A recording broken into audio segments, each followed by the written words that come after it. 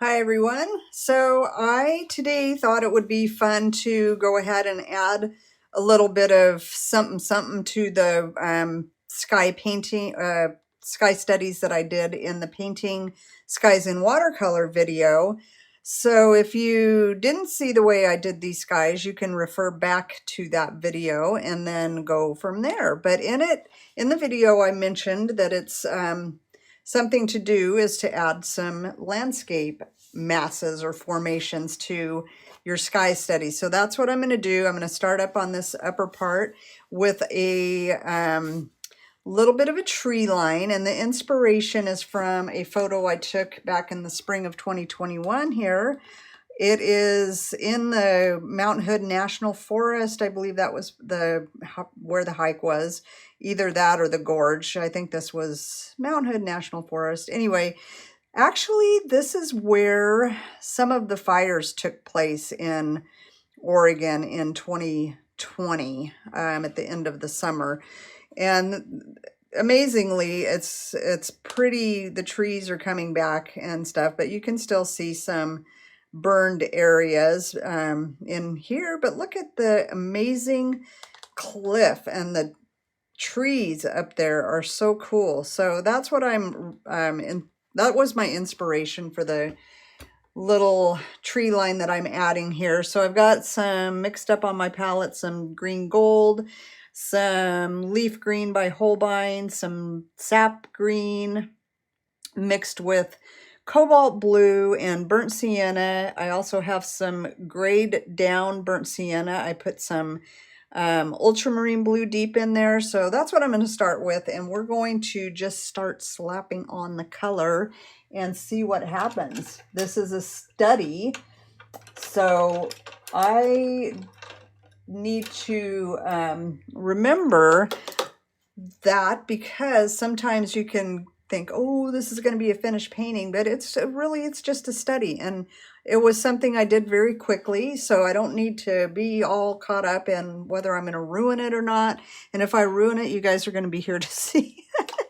So I'm going to start with a little bit of the grayed down burnt sienna and ultramarine blue, and just start putting in a little bit of a tree line. Actually, I really am going to go with the cliff too. Maybe a little bit more on the brown side here. It's a rocky cliff. I want to kind of get that impression that it's up. And there's my leaf green. I just touched in a little bit of that. So as I go, I'm just dropping in some extra color here and there. Not really too much paying attention to whether it looks like my painting or my photo or not, but you know, a little bit of that is okay if I kind of try to emulate it or copy it a little bit. So there is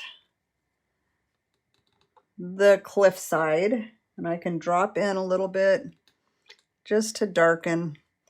I want it to stay wet so I can drag up some of these tree. And there was tape down here, so I actually could come down there a little bit. Come right down to the, forgot about that piece of tape that I had in there. Soften that out a little bit and just bring it down. Okay, so I've got that established, and then I've got my little number two long round by Princeton, and my petals kind of mixed together here, so I'm struggling to get it back. So I just want to do, it might even be too big of a brush, but I want to kind of bring up some of these tree trunks, and they're kind of leaning toward the center, and I want them small because if I want them to look like they're up there, I can't make them huge. So let's just see what happens here. Okay, so there are my tree trunks. I'm going to go to a flat brush and just kind of scrub in a little bit of foliage. Could spritz a little bit of water in there, spread it out a little bit.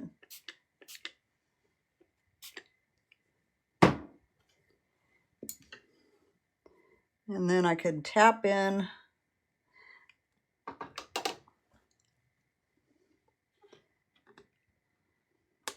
little extra color into that. And I darkened up the mixture of green that I put on the paper just by adding some of that burnt sienna and ultramarine blue. It's just kind of a grayer, browner. And I want to keep this foliage, this evergreen foliage, a little on the smaller scale. So it looks like it's up there in the distance. And then I could also come down on a couple of these, come up. I don't want those to get too thick. And then, let's see. I'm going to do a little experiment. I have this bristle, I don't even know, this could be a pastry brush. I think it might be a pastry brush, but it's really spread out. So I'm just going to see what happens when I use it to get some scruffy looking stuff down below. Might be a little dark.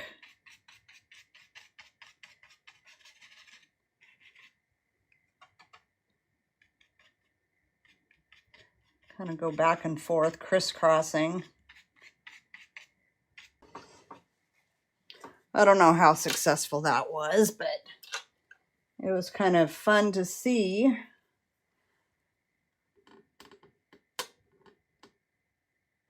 Let's just add some tiny little strokes in there with the tip of the brush.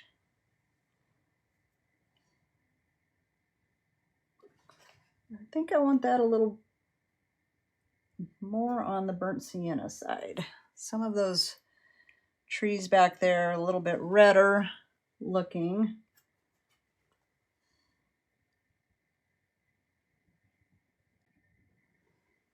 And see, I'm just flicking my brush up like this. If you try to draw a straight line, it just never seems to work. So flicking it.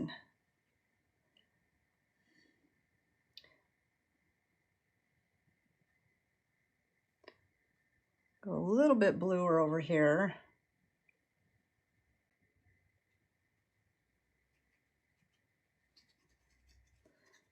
I'm just scrubbing some of that.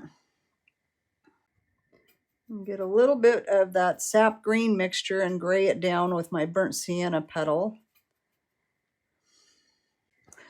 I think I like that. I'll keep on with the green gold. Although that is a little bit darker than I want, so let's see what happens when I get a little bit of yellow. Go bismuth yellow, Daniel Smith color, see what happens. It's a little on the chalky side. It might kind of sit on the top a little bit because of that, so I'm just dropping that in. Yeah, I like that. A little bit of bright. This side seems to be the sunnier side.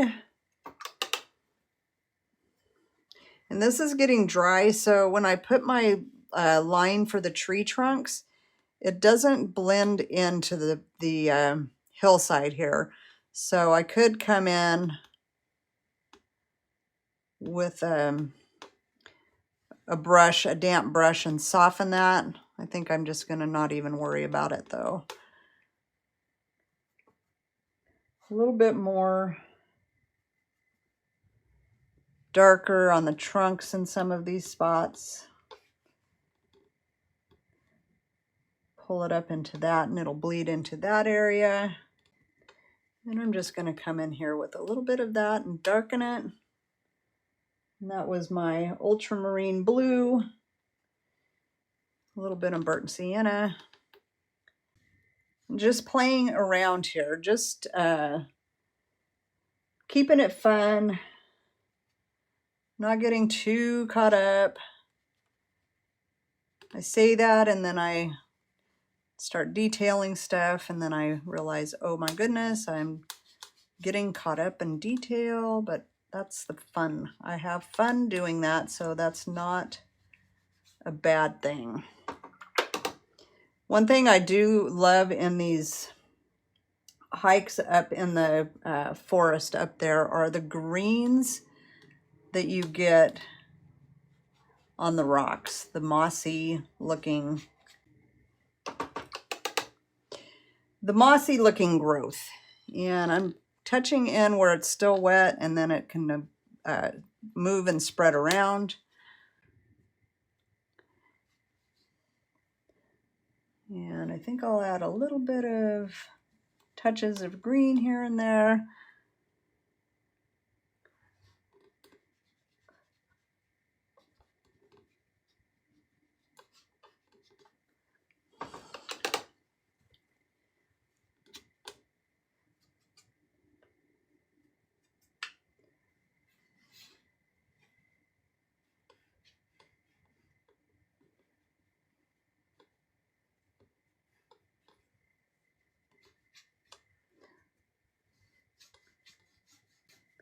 And I am referring to the photo just to see the direction of some of these lines.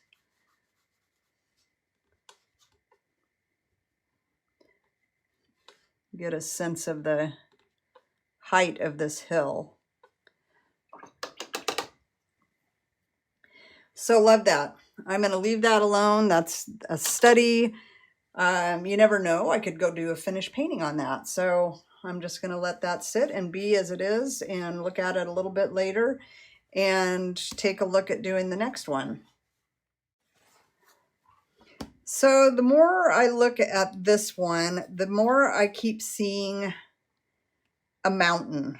And so that's what I'm going to go with. We're going to turn this sky study, probably, maybe, hopefully, into some kind of mountain in the midst of these clouds. So I'm going to go with this little tree line I see back here and just start on that side, see what happens. A little mixture of, again, I'm going to use the Ultramarine Blue Deep, and I think I'm going to do a little sap with that. So it's a cool green. And just start, actually I'm going to add a little burnt orange to that. A little bit more blue.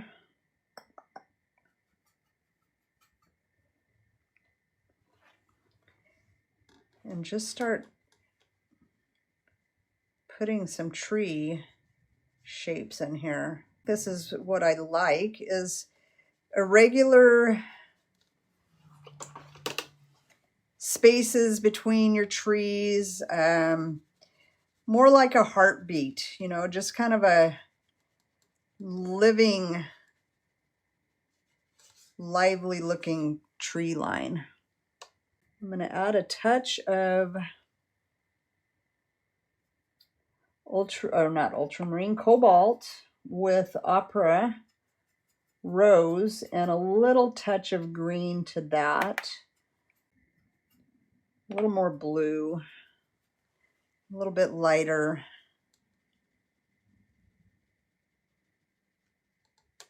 Value blue. So I have here raw umber. I want to put a little of that in to my green mixture as I come down, just kind of gray that out a little bit. I have no idea where this place is.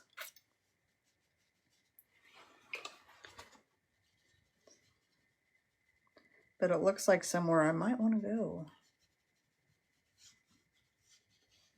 And as I move along here, I'm just softening stuff, softening edges as I go.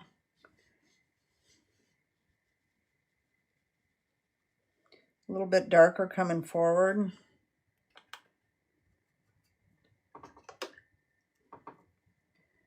I want to add some burnt orange. I think I'm going to go with the Amethyst Genuine. Put that in some places. I could get this wet too, so let's do a little bit of water in here and then drop in some color. I feel like I'm needing a little more softness in there.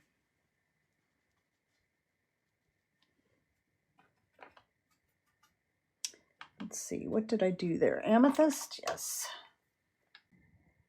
Also, I think would be fun too is to drop in a little bit of titanium white and let that spread around.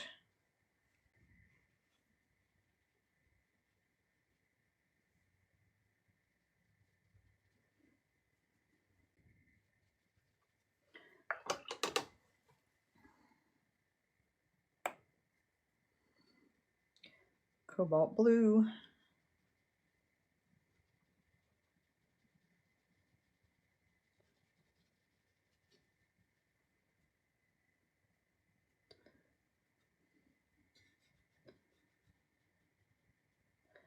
Go get a little green in here coming forward.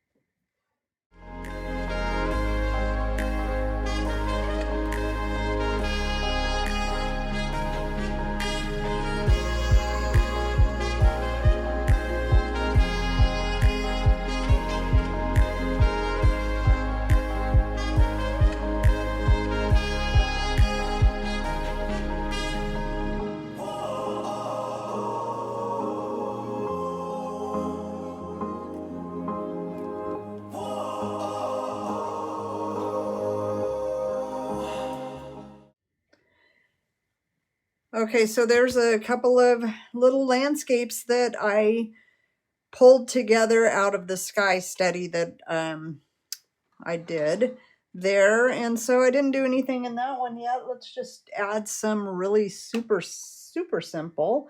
I'm going to grab some neutral tint. I think that was, could have been Payne's Gray, but neutral tint.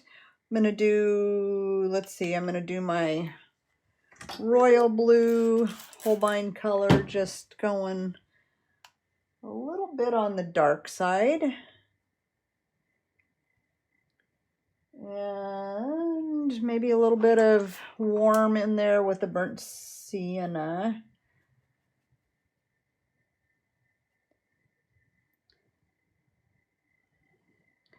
And I'm just going to really do totally super simple in here.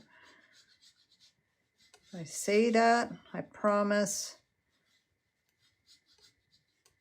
Should I promise?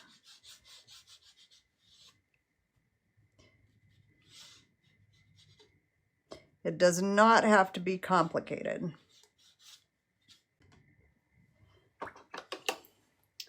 Grab my little #1 Utrecht round and come up with just some little twiggy. That's a little too thick, little twiggy.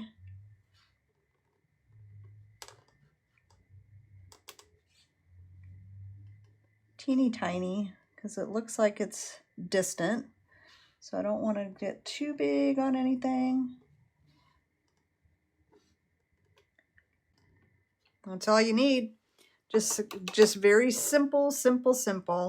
And practice these and practice and practice and practice. And you'll have stacks and stacks of studies, but you will have gained a lot of knowledge from that. So you guys, thanks for watching and happy painting. Until the next video, take care. Bye-bye.